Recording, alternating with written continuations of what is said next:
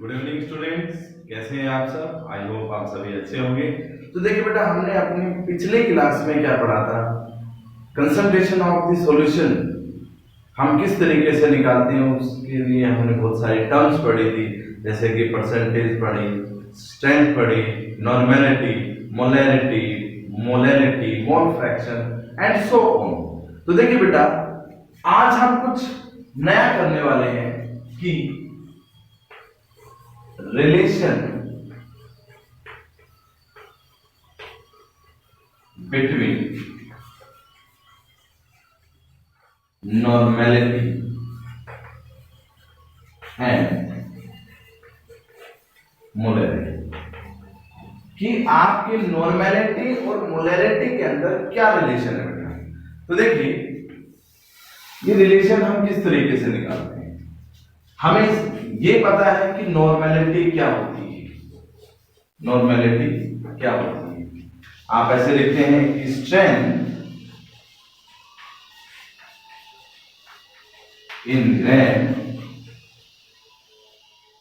Strength in gram पर metre. Okay बेटा, divide में gram equivalent of the solute, equivalent okay बेटा of the solute. Normality के बारे में हमने ये पढ़ा, इसको एक इक्वेशन मान लेते हैं 1। दूसरा हमने पढ़ा कि मोलैरिटी क्या होती है। हमें पता है कि strength in gram per litre divide by molar mass या molecular mass of the solute. Okay बेटा, देखिए इनका फॉर्मूला भी आपको पता है कि किस तरीके से आप करते थे। देखिए, जो नॉर्मेलिटी का फॉर्मूला है, आप ऐसे लिखते थे कि given weight divide by equivalent weight of the solute into में 1000, और जो वॉल्यूम आपको गिवन है वो आप लिखेंगे। ओके, और मोलैरिटी का आप कैसे करते थे बेटा, कि given weight divide by molar mass into में 1000 डिवाइड बाय वॉल्यूम। ओके बेटा, अब देखिए हम इन दोनों के बीच में रिलेशन बताते कि कैसे का रिलेशन होता है। आपने देखिए नॉर्मेलिटी को क्या लिखा, strength in gram per litre divide bye gram equivalent. Molarity को लिखा आपने strength in gram per litre divide by molar mass. Okay बेटा, देखिए आप नॉर्मेलिटी को किससे डिनोट करते हैं, कैपिटल एन से, मोलैरिटी को कैपिटल एम से। क्लियर होगी बात। तो आप देखिए हम क्या लिखते हैं बेटा, नॉर्मेलिटी को ऐसे लिखेंगे, नीचे लिखेंगे मोलैरिटी, दोनों के बीच में रिलेशन हमें निकालना है। आपको पता है कि क्या होता है, नॉर्मेलिटी का मतलब ये होता है कि strength in gram per litre of the solution divide by gram equivalent. Okay बेटा, एन के नीचे डिवाइड में आपने लिखा है मोलैरिटी, तो आप नीचे लिख देंगे ऐसे। तो आप यहां पर क्या लिखेंगे, molarity, this is strength in gram per litre divide by क्या, मोलर मास। ओके बेटा, अब नॉर्मेलिटी के डिवाइड में आपने लिखा मोलैरिटी, आपने इसको इस तरीके से सब्स्टिट्यूट कर दिया इनकी वैल्यूज को। अब आप देखिए क्या चीज करती है, आपकी strength in gram per litre इससे कैंसिल।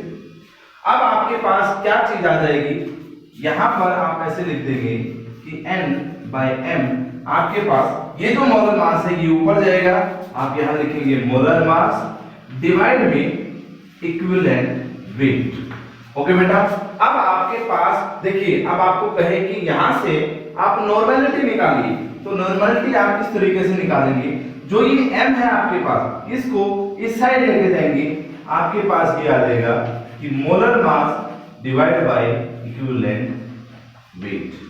क्लियर बेटा। तो इस तरीके से ये क्या आ गई आपकी नॉर्मेलिटी का रिलेशन आ गया।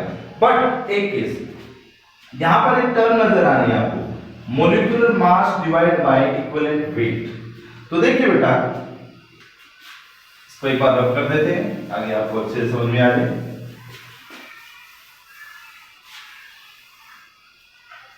आपने पढ़ा था बेटा कि ग्राम इक्विवेलेंट वेट आप कैसे निकालते हैं। देखिए, हम एसिड का और बेस का जब ग्राम इक्विवेलेंट वेट निकालते थे तो क्या करते थे।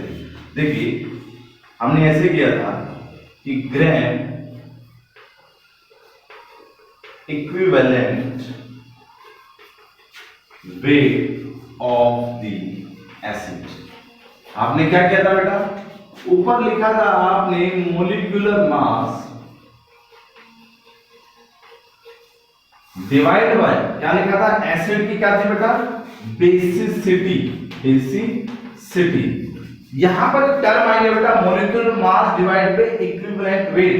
तो आप ये देखिए कि हम इसको अगर ग्राम इक्विवेलेंट को इधर ले जाएं और बेसिसिटी को इधर ले जाएं तो आपके पास वही टर्म आ जाएगी जो यहां लिखी है। तो देखिए, कुछ ऐसा आपके पास रिजल्ट आएगा, basicity equals to molecular mass divided gram equivalent weight। Is it clear? अगर आपके पास जो ये रिजल्ट आया है मोलिकुलर मास डिवाइड बाय ग्राम इक्विवेलेंट वेट, उसको आप लिख सकते हैं क्या, बेसिसिटी। Is it clear? अगर मान लीजिए अगर हम बेस की बात करें तो क्या होगा, यहां बेसिसिटी की जगह क्या आ जाएगा, एसिडिटी, और यहां एसिड की जगह क्या आ जाएगा, बेस। तो हम क्या लिखेंगे बेटा, आपका एक रिजल्ट और आ जाएगा, जब हम बेस का ग्राम इक्विवेलेंट वेट निकालते हैं तो एसिडिटी हमारी किसके इक्वल आ जाएगी, molecular mass divide bye gram equivalent wait. Is it clear? Okay बेटा, तो यहां पर देखिए हम क्या लिख सकते हैं, जो आपके पास ये रिजल्ट आया है, क्या था रिजल्ट बेटा आपका, कि normality equals to molarity molecular mass divide by equivalent weight. यहां पर देखिए हमने क्या लिखा कि molecular mass gram equivalent weight किसके बराबर है, बेसिसिटी। अगर एसिड गिवन है आपके पास तब, अगर आपके पास बेस गिवन है तो आपके पास ये वाला फॉर्मूला आएगा। तो हम यहां क्या लिख सकते हैं कि नॉर्मेलिटी इक्वल्स टू मोलैरिटी, ये देखिए हम यहां क्या लिख सकते हैं, एसिडिटी भी लिख सकते हैं, या आप लिख सकते हैं अगर बेस आपके पास है तो आप लिख सकते हैं that is basicity. Is it clear बेटा? इस बेसिस पे आपके पास काफी न्यूमेरिकल आ जाते हैं। एक दो एग्जांपल कर लेते हैं बेटा ताकि आपको अच्छे से समझ में आ जाए। तो देखिए,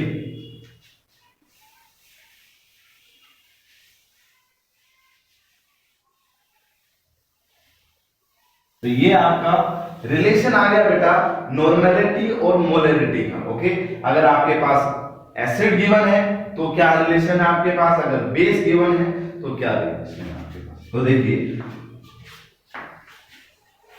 फर्स्ट क्वेश्चन आपके पास, कैलकुलेट द नॉर्मेलिटी ऑफ 0.02